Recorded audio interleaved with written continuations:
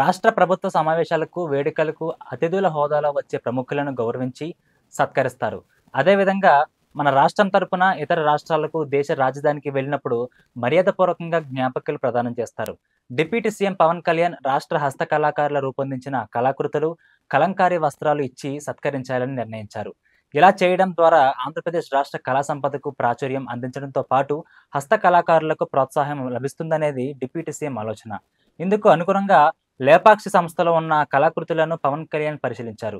Srikalahasti pen Kalamkari వస్త్రాలు, Narasapuram lace, Kondapalli Etikoppaka బొమ్మలు, కొండపల్లి బొమ్మలతో చేసిన దశావతారాలు, ధర్మవరం తోలుబొమ్మలు, బొబ్బులి వీణ జ్ఞాపికలు, చిత్తూరు కొయ్య కళాకృతులు, సవర గిరిజనులు వేసిన చిత్రాలు, రత్నం పెన్స్, దుర్గారాతి బొమ్మలను, అరకు కాఫీ, మంగళగిరి శాలువాలు ఇలా పలు కళాకృతులు పరిశీలించారు. ఎంపిక చేసిన వాటితో గిఫ్ట్ హ్యాంపర్ సిద్ధం చేయించి వాటిపై ఆంధ్రప్రదేశ్ ప్రభుత్వ ముద్ర, అందులో కళాకృతుల వివరాలతో కూడిన కార్డు ఉంచాలని నిర్ణయించారు.